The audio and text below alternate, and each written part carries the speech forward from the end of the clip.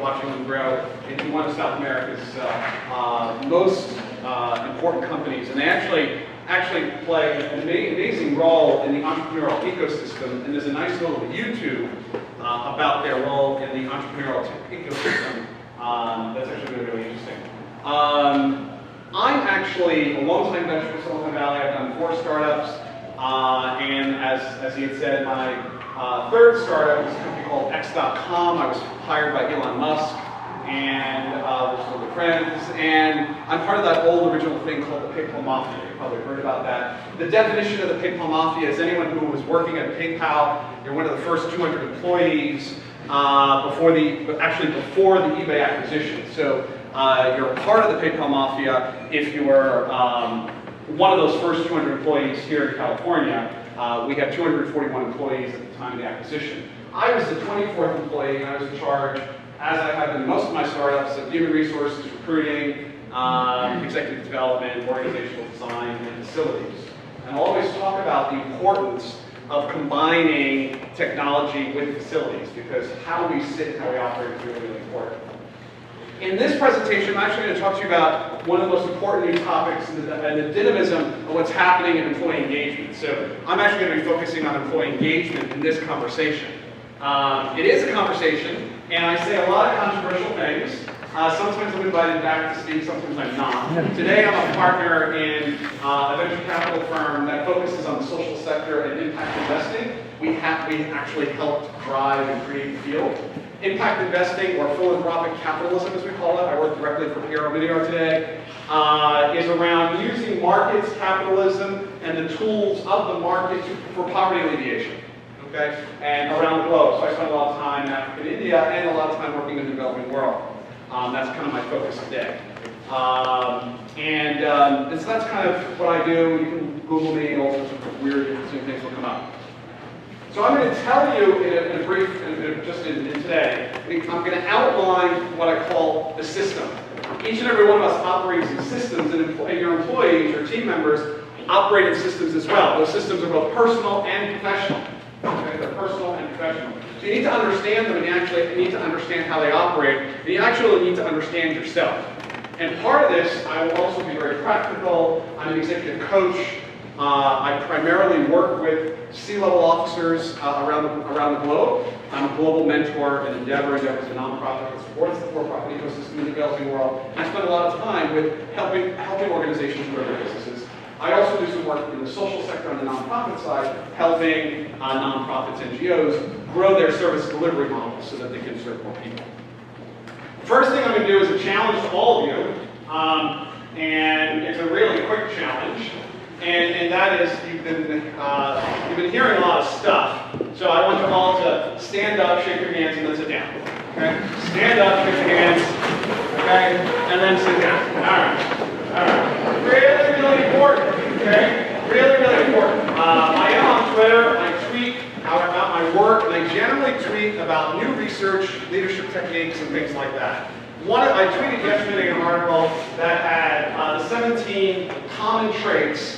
Is, we have people researching the most incredible things, and they spend their lives researching. So yesterday I came across this research around this guy who had studied millionaires, right? He studied people, not people who inherit wealth, okay? Not people who inherited wealth, but people who created wealth, like these gentlemen from Globe, okay? They didn't inherit money, they created it. And he came up with 17 traits one of the, in terms of wealth creation. There are 17 traits that exist in people who actually create wealth for themselves and their families. And so I tweeted that. One of them is actually taking care of your body. Okay, so it's really, really important. You may not think about this, but getting enough sleep, exercise, and eating right is actually really, really important to your success as a business leader. Okay, you might not know that, but it's actually really important, and the research bears that out. So 2 quick exercises. I'm going to give you 2 quick things to keep in mind. One is, the first one is the most important thing I can tell any executive aspiring for more leadership responsibility. Okay? And that is self-innovation. We talk about innovation, and I'm going to talk about engagement, but rarely do you hear people talking about self-innovation. And just ask yourself, how many people in here have a program for self-innovation? How many people in here have a program for innovating who you are in your life? Okay, very few people do. I'm going to give you the secret. It's actually not a secret. Everything I say is open source because I'm trying to help the whole world, actually. I'm in the social sector, right? So anything I say is open source.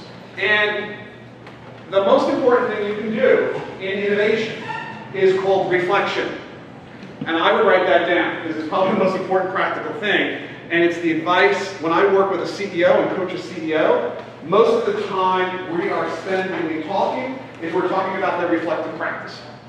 So each and every one of you needs to have a reflective practice. Okay? If you don't have a reflective practice, you're not going to innovate. Right? The biggest problem in the 21st century is that everyone is busy. Right? Who's here? Who in this room is not busy? Anyone in this room not busy? Busyness saps the life out of you. And when you're busy, you can't think, you can't reflect, you can't grow, you can't innovate. All right? So here's an easy solve, which in temptation you're not going to do. Much like you don't schedule exercise on your calendar.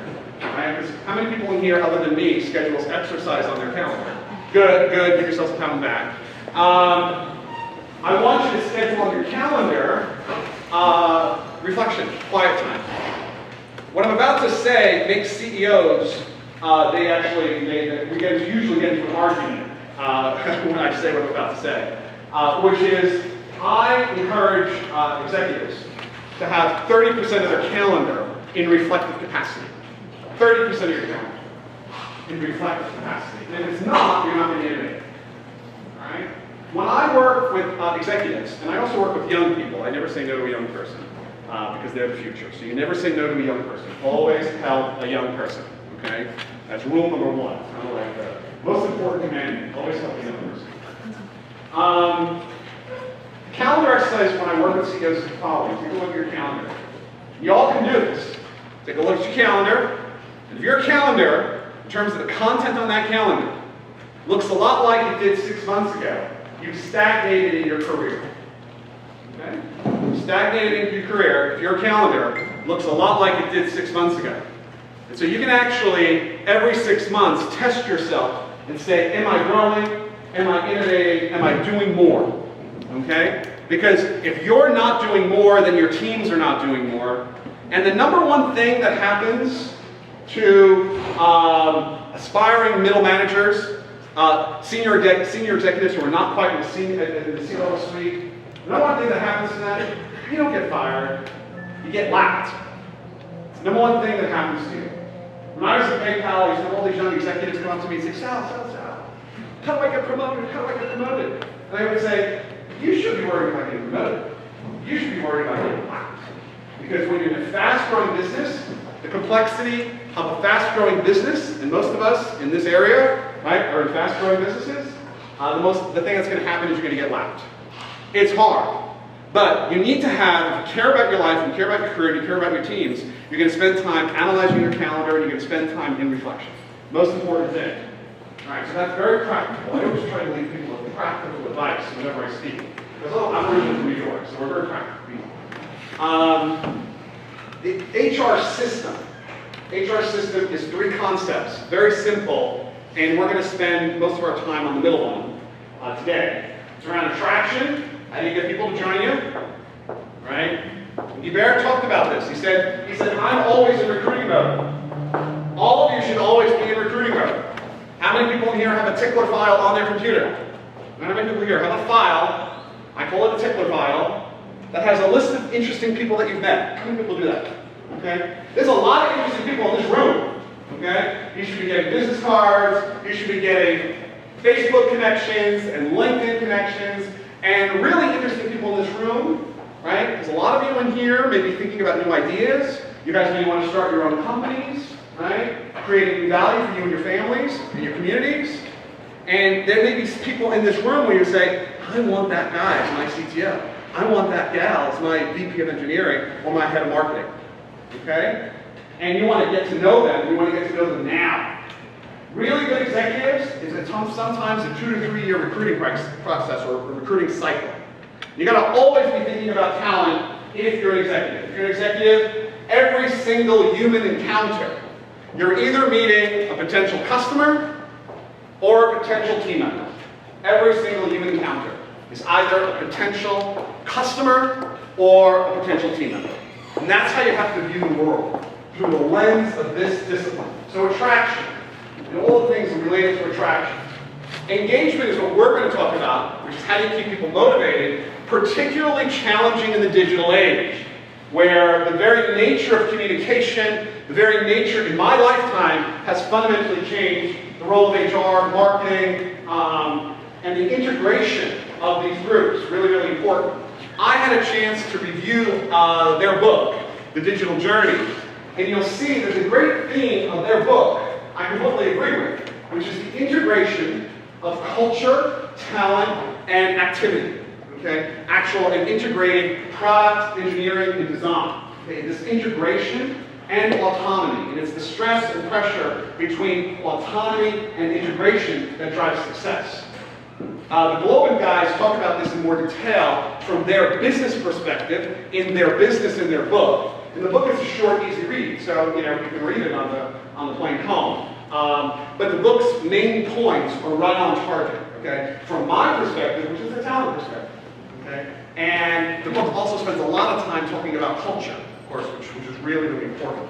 And culture is not just the culture inside the organization; it's the culture of our communities. So this is what we're going to talk about in engagement for the next 20, 30 minutes. The last thing is retention. So if you think about an HR system, it's attraction, engagement, and retention.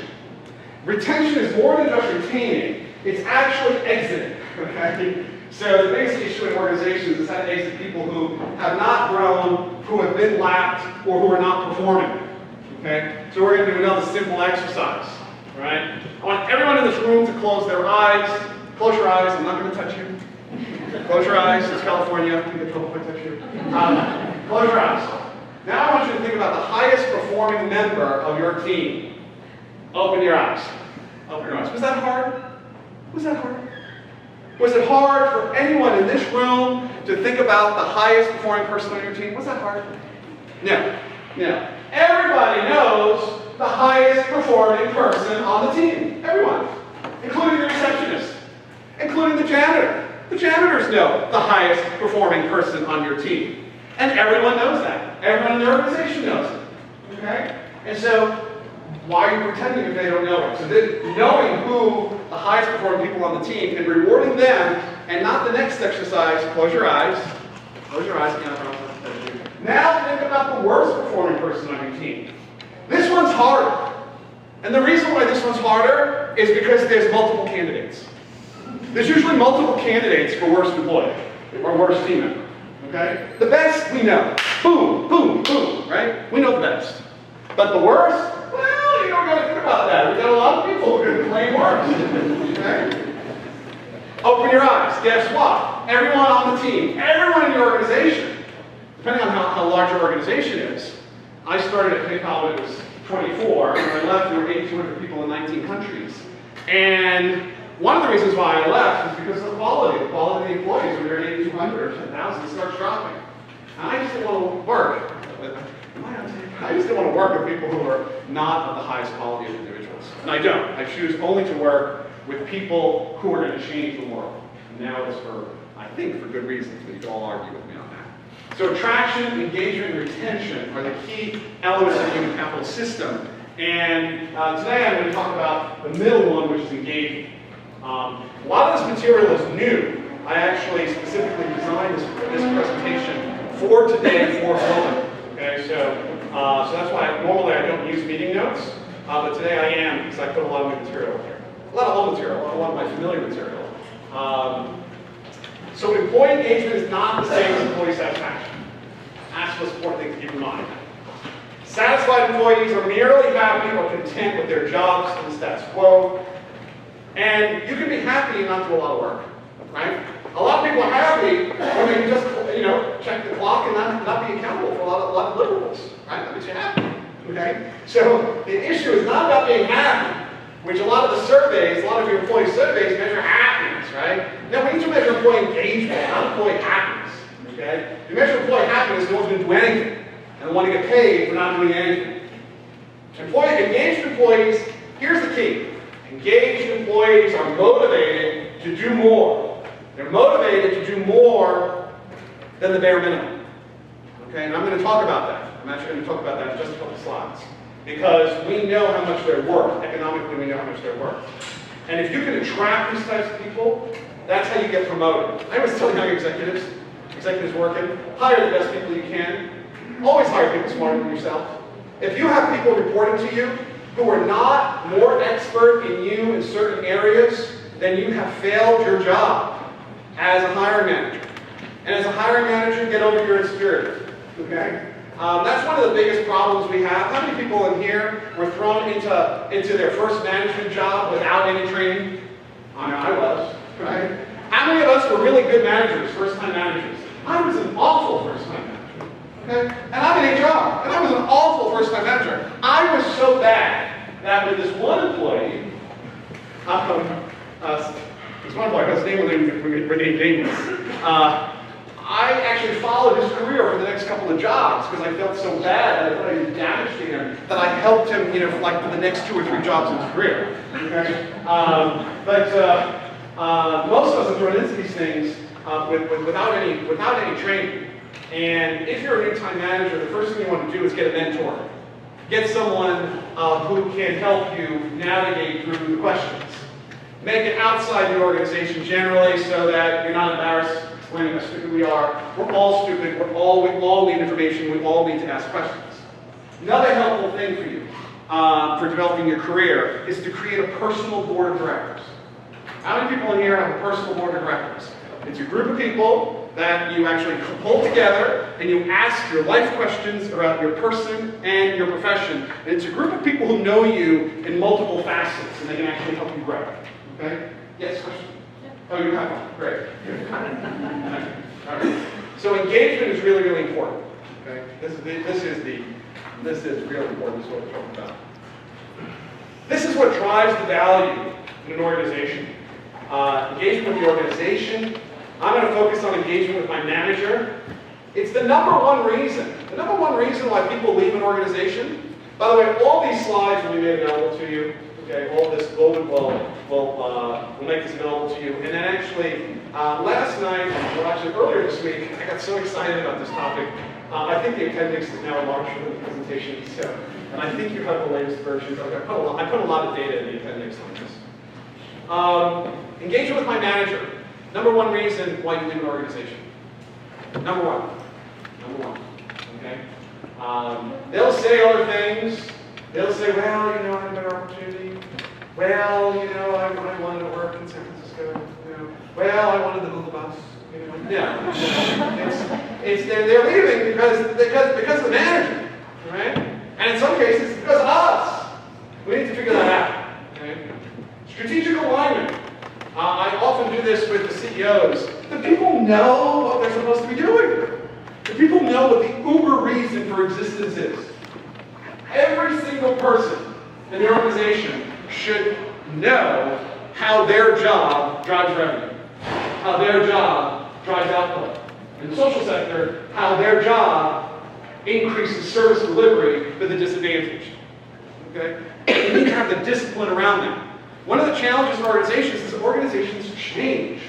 Organizations evolve. And so what someone was doing yesterday is not needed today. But because they're nice, right? Because Sal's nice, Sal's the nicest person. He's really interesting, he's funny and wonderful, right? We can't get rid of Sal. But I'm not doing anything. Okay? One of the most important exercises you can do is actually think through the workflow on your teams. What are people doing to drive the business? And if they're not driving the business, you need to figure something out. You need to get the skills and the competencies to drive the business. Otherwise, you need to exit. The most successful CEOs that I work with, and the most successful executives I work with, are disciplined around these issues. They have a radical discipline around these issues. One of the challenges in all organizations is, and this is still true in my career here in Silicon Valley, I've been here 25 years, which is I have yet to meet a hiring manager who has said to me, Sal, I have too many headaches. Has anyone here ever met a fellow colleague, a fellow manager, who when it's budget season says, I have too many heads, give my heads to Sal? many people have had that experience? Nobody.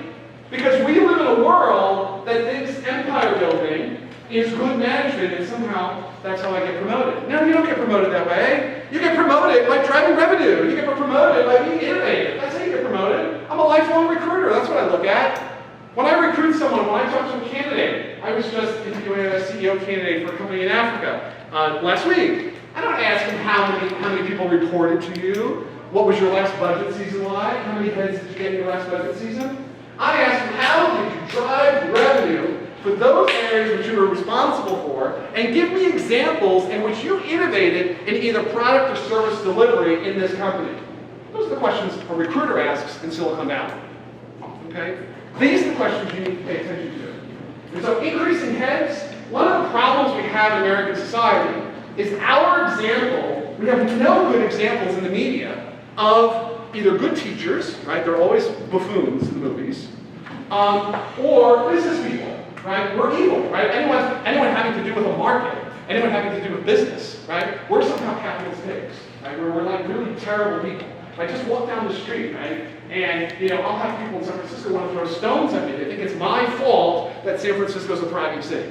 Who doesn't want to live in a thriving city, right? The problems of San Francisco are the envy of most cities in the world, right? Because cities are alive, and this city's a bastion of innovation. Okay? So be bastions of innovation. Very, very important about why people leave and what makes success and what doesn't make success. Competency, this is the key. The key is do the managers, do you yourself, and do your managers on your teams have the skills needed to get the job done? Very, very, very important. Okay. Key drivers of employee engagement. I talked a lot about this, but this is really important, these three things. All of this is backed up by research. I can share the research with you. Relationship, I talked about this with the supervisor. Belief in senior leadership. Really important. If you have senior leaders who are jerks, it affects the company. That's why I work with CEOs. Right? Cut it out. Don't act like an idiot. Okay? Walk the talk. Senior leaders have to walk the talk. Pride in working in the company. Okay? How many people in here believe that the organization they work for is the best organization on the planet? How many people believe that? If you don't believe that, your team members don't believe that. And if you don't believe that, you're not going to be able to recruit. You have to believe, and you have to have pride in the organization you work in. And if you don't, you need to figure out, you need to ask why, or you need to get into an organization in which you have pride. Because that is also the key to happiness. Question? How do you get people to identify with the company? To say, How to identify with the company? Yeah. Enthusiasm. Yeah. So going to an Apple store, and 90% of people in the Apple store, they will talk about Apple saying. Yeah. So even in a company that we, many people think is a great company, fantastic products, they talk about themselves and their company and their products as they. That's true, but how many people walk into an Apple store and not have seen someone really excited and very, very anxious to help you? Okay, so they may be using the wrong grammar people call me pronoun. Thank you, pronoun. They may be using the wrong pronoun, and you're right. Getting into the we is more important, but the most important thing is being enthusiastic about the customer, being enthusiastic about where you're working, being enthusiastic about the service or product that you're delivering. When I walk into an Apple store, I kind of find a lot of enthusiastic Apple employees. That's what I find. People are excited about working there. And that kind of creates the mystique in the experience. Microsoft is actually learning a lot from that. Yes, question? The reason why, to answer your question, is that happens is continuously with their employees. That's right. That's right. What is your experience for pride working with the company? I'm going to come back to this. These are kind of what I always start with, because I actually say a lot of things that sound really obvious and really simple, and I always say everything in HR really is. The basic concepts are really, really pretty simple. It's just that execution becomes more difficult, and that's why HR is so bad, right? How many people in here have good HR? Anyone? It's really bad. Right? It's really awful. They're experts in saying, I'm going to say no, and I'll tell you why it's bad. It's bad because it's so specialized. And so you have the employee relations people, and then you have the recruiters, right? And then you have the compensation people, and they don't understand the system of the culture of the organization as a system, and how all these things work together. And I'm going to show you actually how they do work together very shortly. And this is how they work together. I study this. This is one of my most important slides. I use it in nearly every presentation. There's about 27 variables that make up something called the employee value proposition. These variables, which are dynamic, every one of these variables is dynamic. They're dynamic to the company and they're dynamic to you. They're dynamic to me as an employee. Okay, because I change, life changes, right? But the Buddhists remind us, life is change, right? All of life is change. That's what the Buddhists remind us. We're constantly changing. So I emphasize different things based on the stage of life.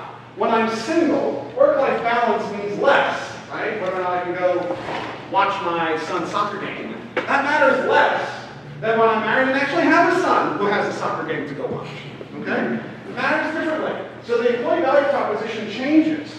It also changes globally. Now, through things like the Corporate Leadership Council. How many people here know about the Corporate Leadership Council? Anyone know about the Corporate Leadership Council? It is the best resource for research into all issues around human capital on the planet. They study and survey all the things I'm talking about like every quarter. And I actually study the reports.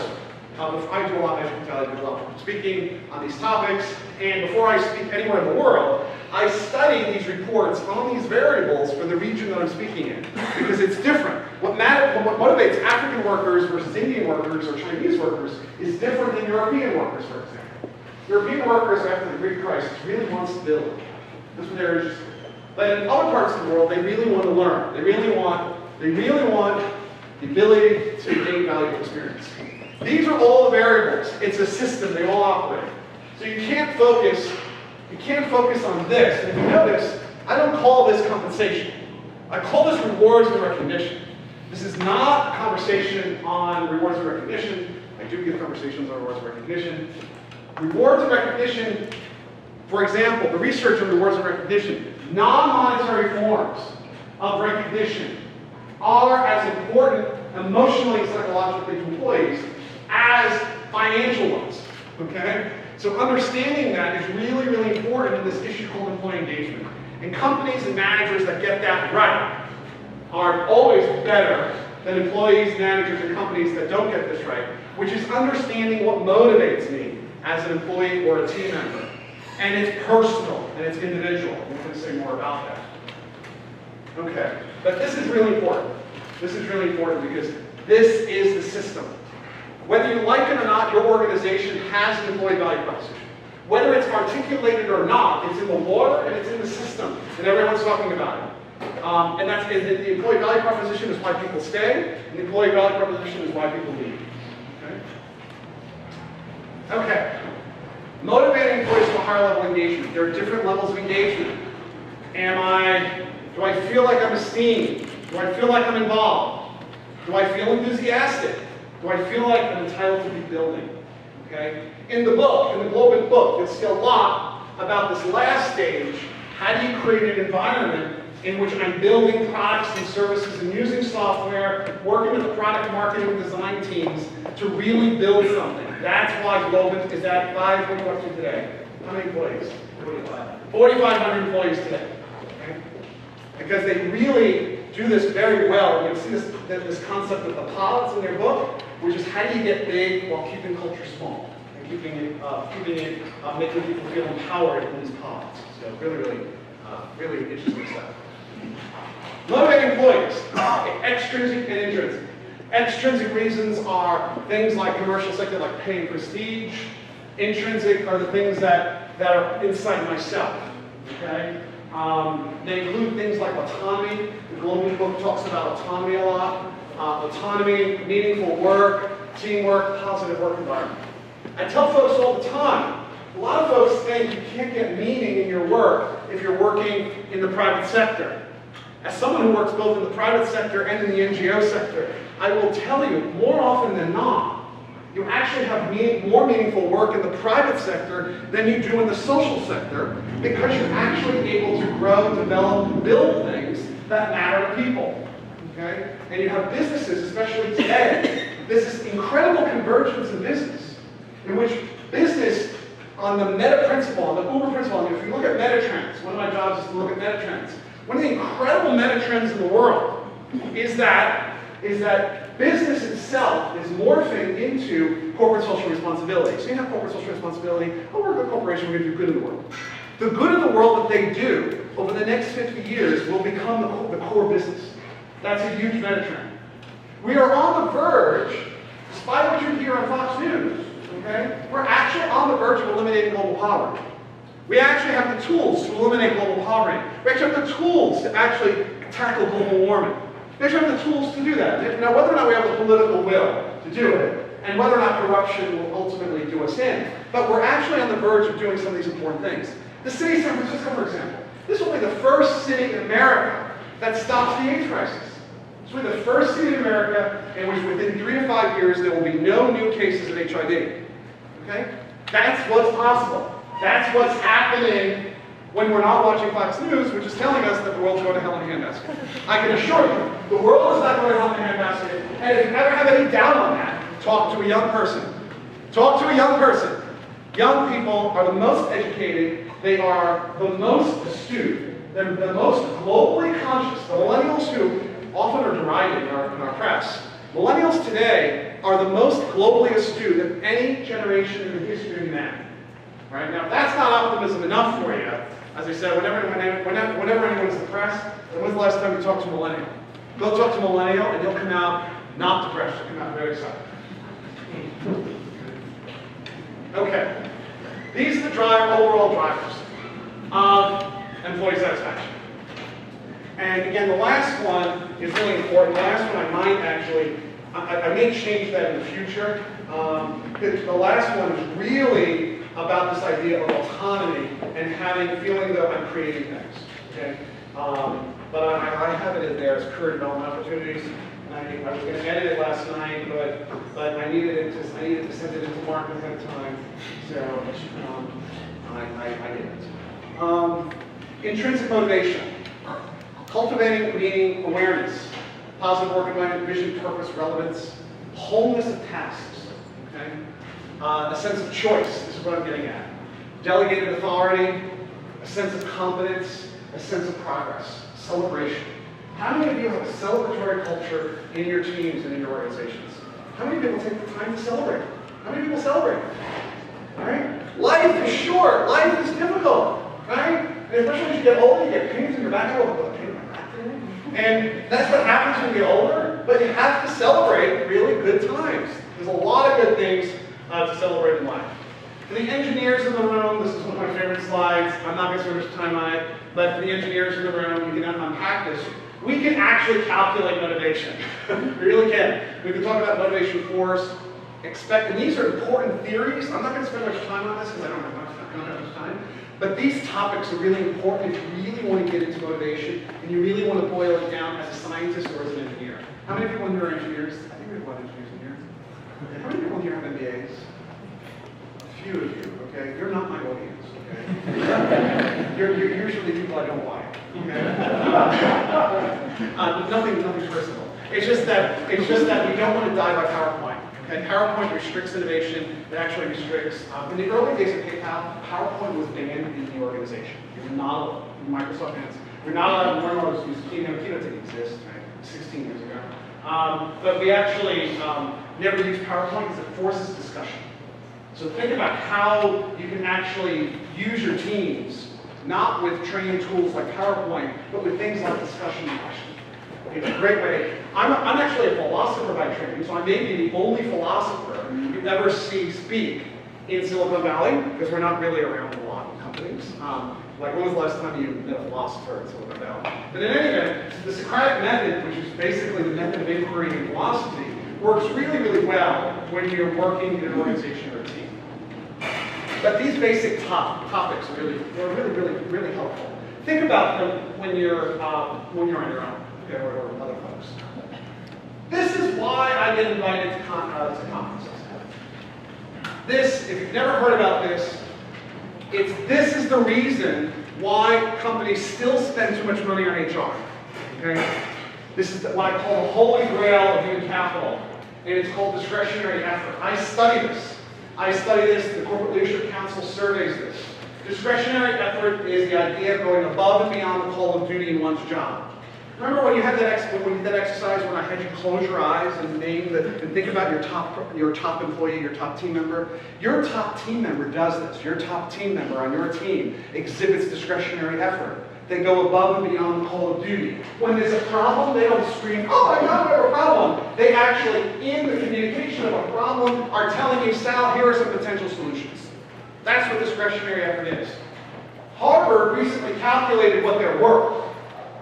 A discretionary effort employee is worth 7 regular employees in economic value. 7. There was an article yesterday, I didn't tweet it, about the importance of small development teams. When eBay acquired PayPal, we had about 25 engineering developers. 25, that's it, 25. And frankly, now, and that was my job to put engineers all over the world, which I did. And when I left, we had thousands of engineers. But I always ask myself, is the PayPal product all that much better when I have 5,000 engineers or when I have 25? So I'll just leave you to chew on that. But there's a lot of research on this whole issue of discretionary effort, and we're now quantifying the value. But this is the holy grail of human capital. By the way, you want to get promoted? The more employees you hire that have discretionary effort, okay, the more successful you're likely to be in your career. When I work with CEOs, we apply this principle. There's a whole fancy system in which we apply this principle to the org chart. And for a CEO, or if you're thinking about creating your own business, the key to business success is getting employees that have exhibit discretionary effort in the most important jobs in your organization. Those jobs that actually are critical to driving revenue. And that's the art of HR. The art of HR is actually attracting, motivating, engaging, keeping engaged. Because even though I'm engaged today, I can actually become a stick in the mud tomorrow. Right? So engaging, keeping people engaged in the most important roles that drive the most revenue. That is why CEOs are successful or not. If you read any of Jack Welch's books, this is what he talks about in all those books. Okay? Sorry. But this is the money slide. This is the difference between organizations that are successful and not. Okay, now we're going to talk about everything I said in the social media digital age, and why this becomes really, really important, and why old school people, dinosaurs, I'm potentially a dinosaur, I'm at the age where I could be a dinosaur, may not survive in the next world. Okay? Which is, if we think about what social media does, and again, the Globin book, thank you for giving me an advanced copy of the Globin book. The Globin book actually talks about this a lot. Talks about product, platform, consumer to co-creator, the power of networks. What's the power of network? The power of network is your co-creation on the network, which is why they're so valuable. Okay? Why is Apple so valuable? It's so valuable because the Apple, particularly the Apple iPhone platform, has everyone else creating the value for Apple on their platform. Okay? Now, information is fundamentally changing. This is one of the most important things for executives to recognize. The flow of information is fundamentally different in the digital age, in the age of social media. In the old days, HR, marketing, and the senior team were important because we were conduits of information to you. Right? We actually pushed information to you. We pushed the information to employees that we wanted you to hear. Nowadays, because of these network principles that are operating at every level in an organization, and if these principles are not yet in your organization, I guarantee within the next 3 to 5 years, the very nature of work is changing. Another topic for me. But the very aspect of work is changing in the 21st century. Manpower, earlier this year, estimated that 80% of all jobs are going away. 80%. While at the very same time, we're going to have a deficit in this country of 11 million jobs that require different sets of skills from what is coming out of university. Okay? So it's a really interesting dynamic. We have huge changes in the labor market. This is one of those changes which is going to affect organizational design principles at every level of the organization, including creation, product delivery, service delivery. And it's this integration of employee and customer. And that's actually what we're going to talk about in terms of engagement. That's the change in the 21st century. That's the change. So this stuff is really important. We're moving in communication from push to pull. Okay? Instead of me pushing information to my employees in terms of their engagement, they are pulling information. They want to be the creators of the information. They want to pull the information they want. Best way we can see that is how we consume news in the United States. Right? We consume news in the United States, particularly in the internet, by calling and pulling the things I'm interested in, and not really paying attention to the things I'm not interested in the push. It's why broadcast news, right, the traditional networks, no one watches them anymore. Right? Why isn't anyone watching them? Because you're pulling the information, the entertainment, the music, the TV, the video that you're personally interested in. It's very, very different. Very, very different than it was just 15, 20 years ago. Sorry, anyway. At some point I'm going to trip on this. So process and principles is really, really important. What was important in the old days was the process of what we were doing in our organizations. Audience to community. So in reality, we're now creating communities as opposed to creating audiences and manipulating audiences. So all of these things are really, really important. Millennials want purpose. So profit is important, but purpose. The purpose of an organization. You must have a purpose. You must reflect on your purpose. You must reflect on the good that you're doing and actually tease it out. So all hierarchy of network. Okay? Maybe I'll talk about this, but hierarchies are going, flat organizations, you hear about this. But flat organizations, the co-creative process, all of this is with us today. And the CEOs and the senior leaders of an organization that understand this stuff are the ones that are going to be creating value. Okay, so that's why this is so complicated. Most organizations have a coherent strategic approach to employee engagement. It just happens for a lot of organizations. Digital technology deployment suffer from lack of business focus on platform fatigue. We're all exhausted. And measurement and evidence of business value remain anecdotal. We don't have really good, as of yet, we don't really have good measurement tools on these topics. I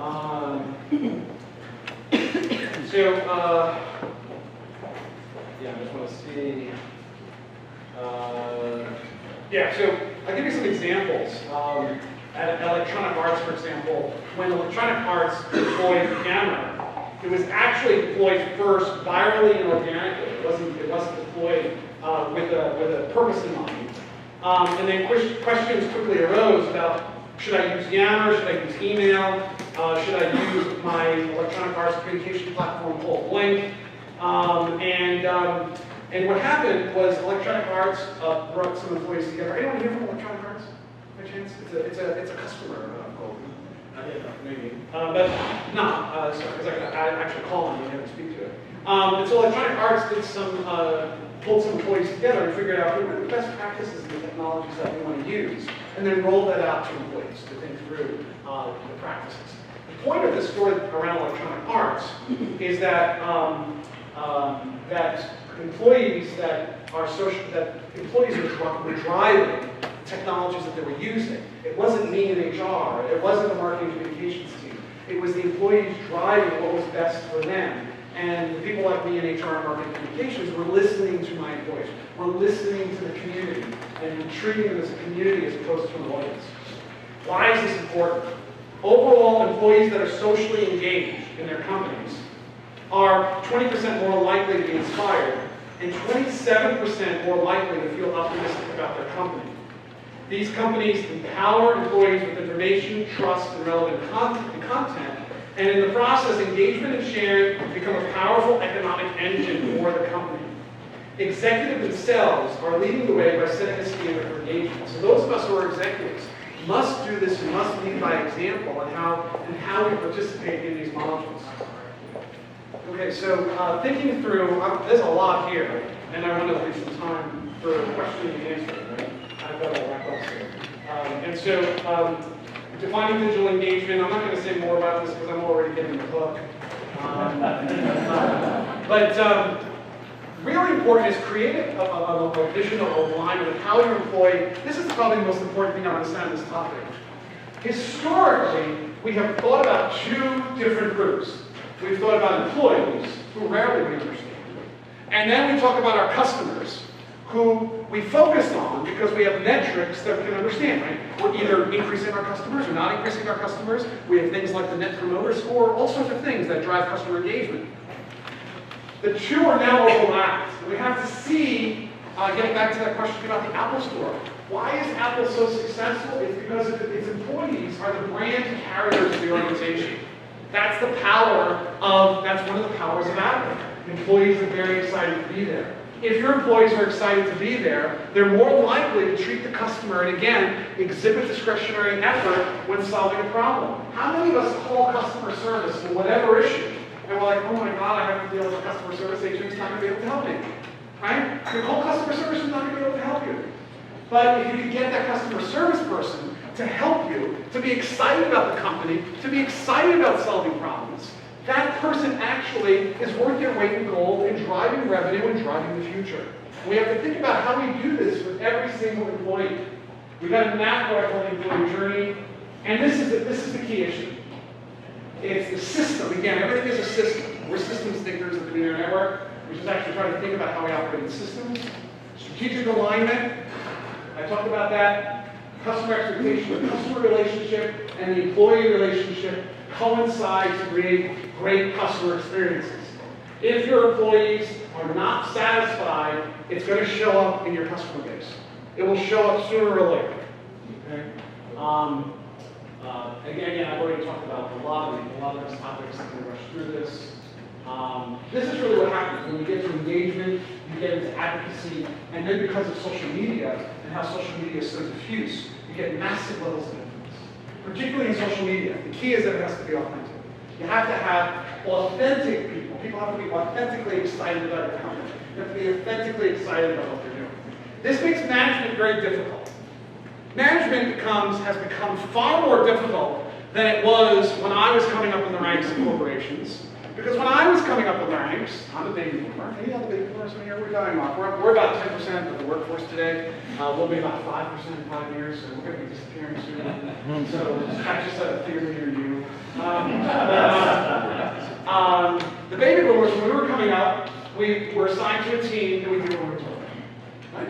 We were done what we were told. That's not the environment today. And so managers, all of us, have to unlearn what we thought was the best practice growing up and really understand how you create, and this is where you can study education, things like cooperative learning. And this is where my one nice thing I'm going to say about MBAs is they're often trained in a methodology in which it's all team-based and team-based learning. And that is the future.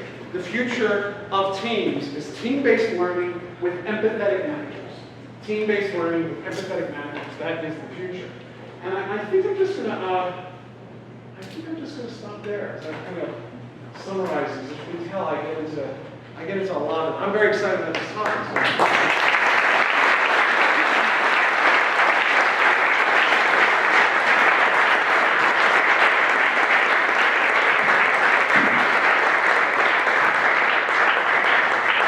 A lot of information, a lot of stuff. Really read and reflect on these things. The most important thing I can always say is reflect. Read, reflect, read, reflect. Have time for yourselves. Have time for yourselves. It will actually transform. Do we have time for any questions? Or yes. Questions? Anyone have any questions on? I said a lot of things today. Some of which you probably agree with, some of which you don't. I have a question for you. You were talking about doing more all the time. So how do you find the relation between doing more or doing things better and life-work balance? So really good question. So you'll hear in some of the old literature around the ampersand. You know the ampersand, it's that and sign, and you ampersand your life, right? You gotta do more, right? Talk to any working mother. A working mother has perfected the ampersand, right? If they're managing families and all that sort of stuff. That's not the answer. If you're doing more, you have to say, what am I going to stop doing?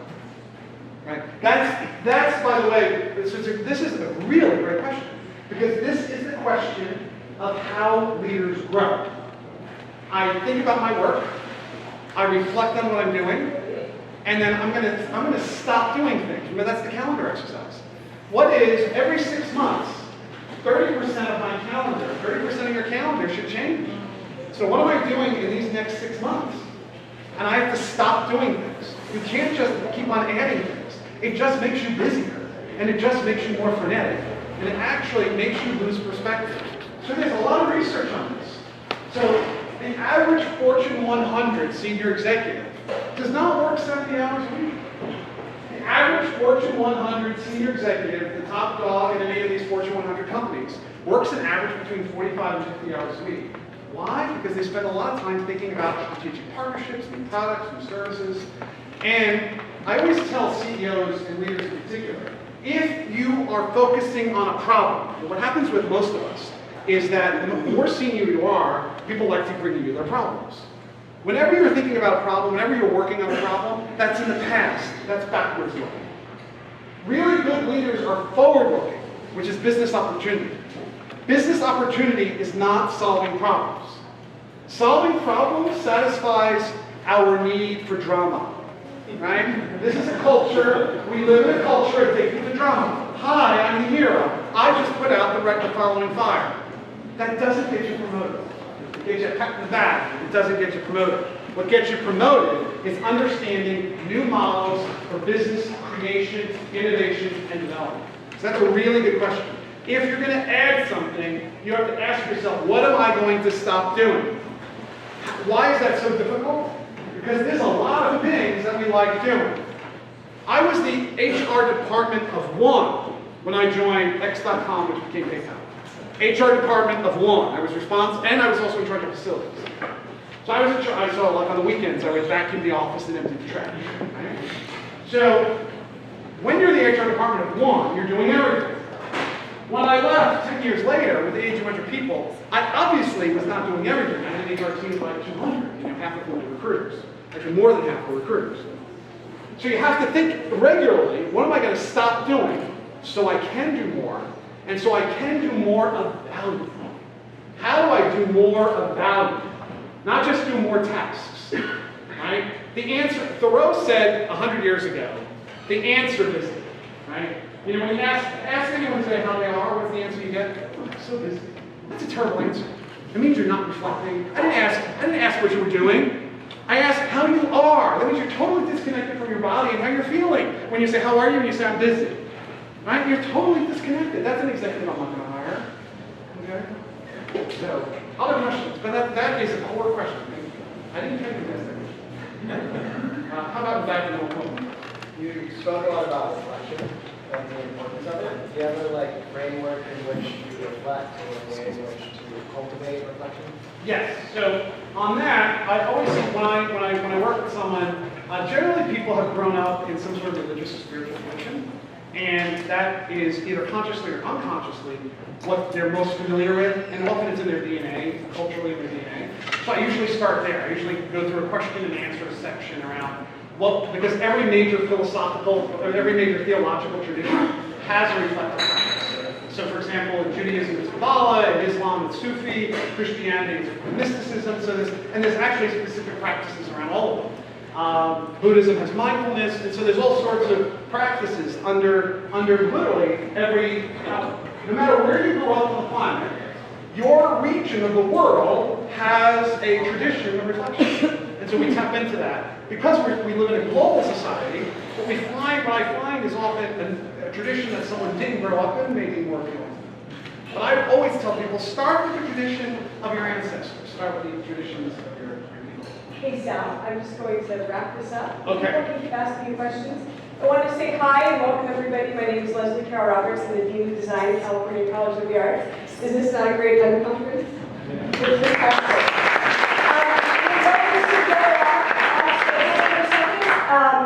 We believe, as Sal suggested, people probably would like to get a little exercise, right?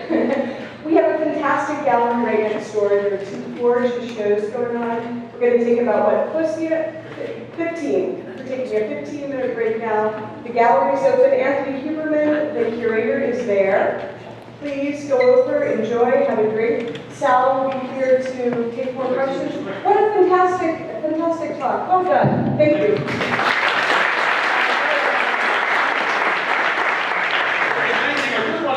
The folks from Logan. I have had an incredible ability to watch how they have grown as really as people, how they have grown as leaders, and how they have grown, if anything, I think they have grown in reflection, they have grown in compassion, and they have grown in understanding the humanity and this idea of helping and empowering others, which is one of the reasons why they call this conference, which is to actually share a lot of their learnings and their reflections. So I really want to thank the founders of Globin, who are really, if you haven't had a chance to get to know them, are really some of the most interesting people, committed people for finding the best in people. It's one of the things I loved about them when I first met them. They were all about finding the best in people so that people could be empowered and they could be happy in their work. And what a great gift that is. And if more companies adopted the principles of Globin, they'd be more successful. They'd have IPOs in the New York Stock Exchange as well. Okay? So congratulations.